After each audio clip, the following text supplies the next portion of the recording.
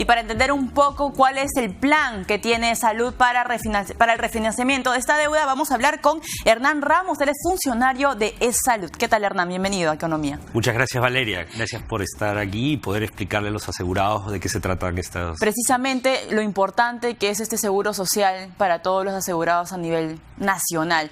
Vamos a desmenuzar un poco el tema para que la gente nos pueda entender qué es E-Salud. Hay que definir primero qué es E-Salud, qué entendemos por E-Salud. E-Salud es la entidad de la seguridad social en salud en el Perú. Se encarga de la protección de más del 36% de la población peruana. 11 millones y medio de asegurados son los que reciben prestaciones de salud, prestaciones económicas y prestaciones sociales a través de 406 establecimientos de salud que tenemos a nivel nacional.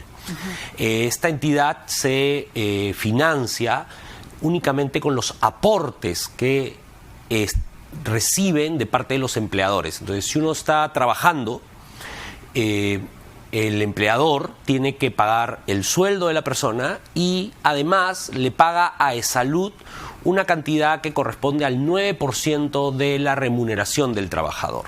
Es decir, si una persona gana 1.000 soles, ¿no?, el 9% de eso el empleador lo tiene que pagar.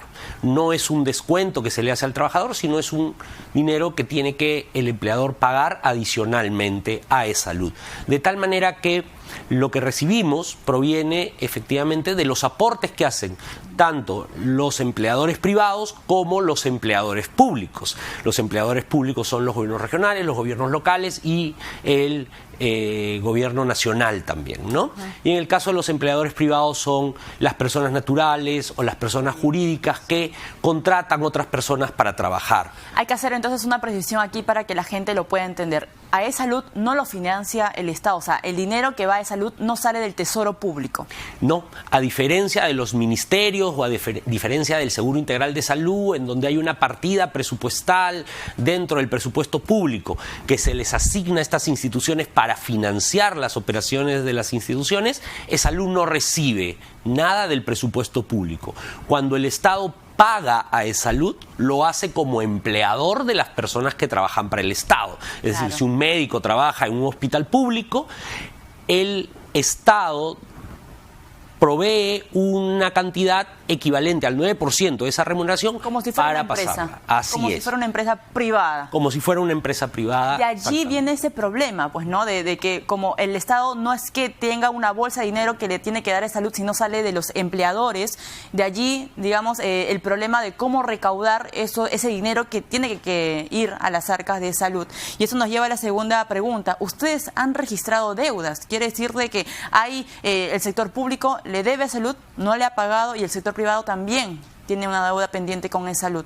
Cuéntanos un poco de este problema que ustedes han detectado. En efecto, uno de los desafíos que tiene la seguridad social es que han habido bastantes leyes que han salido en el tiempo que han hecho que cada vez ingrese menos dinero a la seguridad social cuando debería ingresar el 9% del salario, como hemos dicho, ¿no? Sin embargo, hay regímenes como el régimen agrario que en vez de pagar 9% de la remuneración pagaba 4% de la remuneración. Entonces, obviamente hay menos ingresos por recaudación. O los profesores que están en la carrera pública o los personal de salud que pertenece al sector salud que no paga 9% sobre el total de su salario, sino sobre el 65%. Entonces han habido regímenes que han ido quitándole ingresos a la seguridad social y además otras leyes que han sido aprobadas y que han hecho más bien que tengamos más gastos. Por ejemplo, las leyes que hacen que todavía mantengamos nosotros el pago de las pensiones de los trabajadores de la 20530 o del régimen de la 18846, mientras en los ministerios o en otras entidades públicas esas pensiones se pagan con transferencias del Ministerio de Economía y Finanzas. En el caso de salud se pagan con el dinero de los asegurados. Okay. Otro desafío que enfrenta la seguridad social es efectivamente la presencia de deudas. Y tenemos dos tipos de deudas. Para explicarlo más o menos de esta manera, que sea muy sencillo. Por un lado está el aporte, es decir, yo como empleador tengo que aportar por mis trabajadores el 9% de su remuneración. Pero resulta que no todos los empleadores y han estado pagando el 9%. Algunos empleadores, en vez de pagar por 100 personas, pagaban por 50 o pagan por 30 o pagan por 90 y algunos simplemente no pagan o pagan menos del 9, entonces han ido generando una deuda que se denomina deuda tributaria o deuda por aporte. ¿Por qué se denomina deuda tributaria? Porque se recauda a través de la SUNAT, es decir, ¿cómo paga el empleador la seguridad social de sus trabajadores? A través de la SUNAT todos los meses en el PDT y en la planilla electrónica. Y por otro lado, tenemos que los trabajadores de estas empresas vienen a atenderse a la seguridad social, vienen a los hospitales de la seguridad social y reciben prestaciones de salud, son operados, son atendidos, reciben hemodiálisis, tratamientos de cáncer o reciben prestaciones económicas. Nosotros pagamos lactancia, subsidio por incapacidad temporal, claro, o sea, los descansos médicos, el subsidio por la maternidad. Y lo que la ley dice es que si el empleador es moroso, yo no puedo dejar de atenderlo. Yo lo atiendo y lo que hago es, le tengo que cobrar al empleador después esas prestaciones. Entonces yo hago la cirugía y después le digo a la empresa, devuélvame la plata de la cirugía. Esa deuda es la deuda no contributiva. Esa deuda está a cargo de salud, en realidad, cobrarla. Y del 100% de la deuda que ustedes tienen pendientes por cobrar, ¿cuál es el que se lleva la mayor parte? ¿La deuda no contributiva o la...? El 84% de la deuda es deuda tributaria, ¿sí? La deuda total está alrededor de los 4.000 millones, un poco más, y la deuda no tributaria está alrededor de los 2.700 millones, ¿sí? Yeah. De esta deuda, el principal deudor es el sector privado, en la deuda tributaria. El sector privado es el principal deudor, también tiene más o menos el 84% de la deuda y el 16% de la deuda tributaria está a cargo de entidades públicas.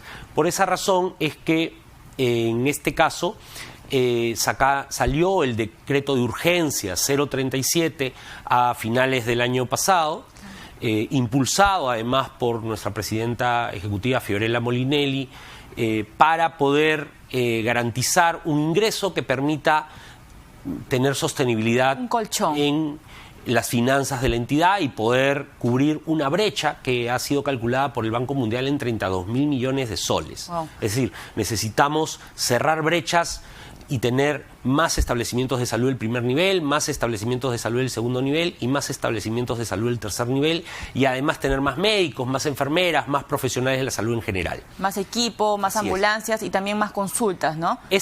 Así es. Esta deuda, además, está formada por la parte que es el capital, es decir, la suma de los aportes que dejé de pagar, pero en el tiempo, porque esta deuda proviene desde el año 2000, más o menos, y se ha ido acumulando en el tiempo. ¿Tratando de recaudar o recuperar la deuda de hace 20 años, más o menos? Sí, estamos tratando de que todos los que tienen deudas, por más antiguas que sea, puedan ponerse a derecho y puedan pagar sus deudas y puedan ponerse al día con la seguridad social.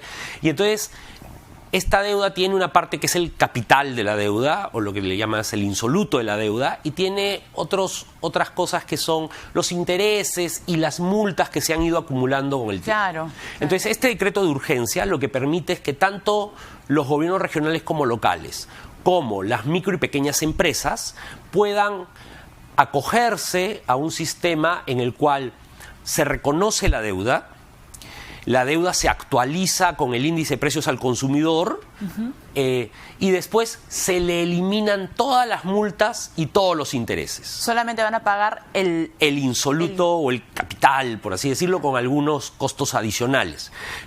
Esta deuda va a poder ser pagada al contado o va a poder ser pagada hasta en 10 años. Listo. Y de esa manera ellos podrían, por ejemplo, en el caso de algunas municipalidades, ver reducida la deuda actual hasta en un 50%, ¿no? Listo. Antes de entrar al detalle, quería un poco desmenuzar de los deudores, ¿no? Porque tienen unas deudas pendientes por cobrar del sector público y del sector privado. Del sector público entendemos pues que son municipios, gobiernos regionales, etcétera. ¿Cuál es la municipalidad que más adeuda a salud y cuál es la región que más adeuda a salud?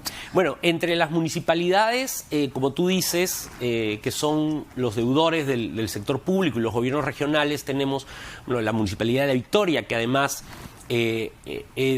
hemos estado en coordinaciones, nuestra presidenta con el alcalde de La Victoria, y tiene mucho interés en acogerse ya al sistema de refinanciamiento. Entendamos que estas son deudas que se han ido acumulando a lo largo del tiempo, entonces no se refieren a la gestión actual de los gobiernos regionales y locales, sino a las gestiones que han ido precediendo y que han ido acumulando estos problemas. Luego en el caso de las empresas, luego de La Victoria tienes municipalidades como la de San Martín de Porras y otras municipalidades. En el caso de los gobiernos regionales tienes pues la región de Lima, ¿no? O sea, lo que es Lima provincias, y las regiones de Loreto, Ayacucho, y ahí tienes también entidades públicas como las direcciones regionales de educación o las unidades de gestión educativa, que son también deudores muy importantes. Las famosas UGELes. Así es, pero de los gobiernos regionales, ¿no? Okay. En el caso de las entidades privadas, en general, que tienen deudas con salud, tienes los clubes deportivos y las empresas azucareras y agroindustriales. ¿Clubes deportivos? Claro, tienes clubes deportivos que sabemos que hoy día se encuentran pues en regímenes de administración especiales, ¿verdad? Porque han tenido intervención, clubes, ¿no? Como Universitario de Deportes, Alianza Lima, ¿okay? Y tienes también empresas agroindustriales como Agropucalá, Cartavio, Pomalca, ¿no? Que están entre las empresas deudoras más importantes. Y el plan de salud es recuperar, darle estos beneficios de no cobrarle los intereses ni los montos, este agregado que se le suma a la deuda, claro, para que solamente paguen el neto. Así es. En el caso de los gobiernos regionales y locales, estamos hablando de las deudas que hayan sido acumuladas hasta el 31 de diciembre del 2018. Ya. Y en el caso de las micro y pequeñas empresas, ojo con esto, o sea, no se trata de todo el sector privado ni de todo el sector público. Este régimen es para los gobiernos regionales y locales y todas sus entidades que están dentro. Y también se refiere a las empresas privadas, pero micro y pequeñas empresas, ya sea que sean personas naturales o personas jurídicas, ¿no? Entonces, no estamos hablando de las grandes empresas. Entonces, ahí lo que se hace es, en el caso de gobiernos regionales y locales, es la deuda hasta el 31 de diciembre del 2018, y en el caso de las empresas, microempresas y pequeñas empresas, es hasta el 31 de diciembre del 2015, que es donde estaban las deudas más grandes y de mayor difícil cobrar. La pregunta también que se están haciendo de repente muchos en su casa, ¿qué van a hacer con ese dinero? ¿Cómo lo van a invertir? Bueno, este DU también establece en qué debe usarse el dinero que se recaude.